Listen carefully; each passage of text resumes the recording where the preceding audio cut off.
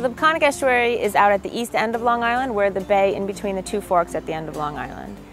One impact we're expecting to see from climate is not an increase so much in the amount of precipitation, but in the patterns. We're expecting it to come in much larger, but less frequent events, so much greater storminess.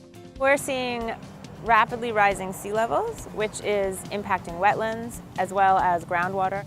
We're seeing rising water temperatures, which is impacting seagrass, which is a really important habitat in our estuary, a nursery for fish and shellfish, especially our iconic scallop population. With the increased intensity of the storms, we're more concerned about even more of the shoreline washing out into Shinnecock Bay. We're going to lose more of the trees that are around. If there's going to be stronger wave energy coming, more rain, sea level rise, you know what's going to happen to our cemetery. This is where our ancestors are located.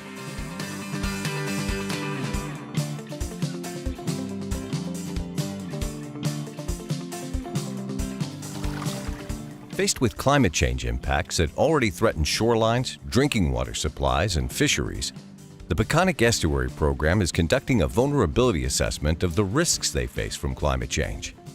As we're assessing our vulnerability to sea level rise and storminess, saltwater intrusion into our aquifer, if we can quantify what those impacts will be and how soon we expect to see them, that will help us justify funding to provide living shorelines, protect habitats at the shoreline, make room for wetlands to migrate inland, things like that. EPA's Being Prepared for Climate Change workbook is guiding them through the vulnerability assessment process. The workbook will help them identify, analyze, and prioritize climate change risks to develop an effective adaptation strategy. Our core group. The Climate Change Vulnerability Assessment Workbook is really a great tool because it lays out very clearly the steps that are necessary to do this risk-based vulnerability assessment that we need so that we can incorporate climate change into all of our goals as we are updating our comprehensive conservation and management plan. The Peconic Estuary Program is also working on climate change planning with the Shinnecock Indian Nation. This collaboration will help each of them produce a better assessment and find ways to act on climate change risks. Doing the climate change vulnerability assessment is important to the Shinnecock Indian Nation because it's going to give us the opportunity to revise the climate change adaptation plan that we have, strengthen it, and actually get more community involvement. It's not so much about controlling Mother Nature, it's about identifying and acknowledging that change is coming and how are we going to plan so that we can remain here, so that our children's children will always have Shinnecock. As impacts accumulate and knowledge increases, the benefits of acting now become apparent.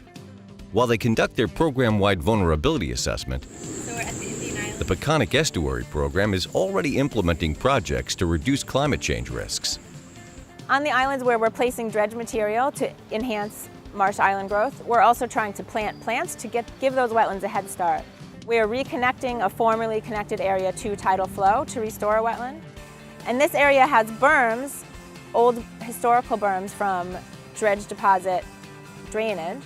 And we're going to break holes in those berms so that we're not restoring the wetlands all the way upland, but as sea level rises, making holes in those berms will allow the wetlands to migrate inland on their own. Really, at the end of the day, what it comes down to is making sure that the decisions that people are making in the face of a changing climate are starting to account for the fact that having a natural coastline, having a healthy and natural estuary is something that our communities value, that our communities would want to be a part of.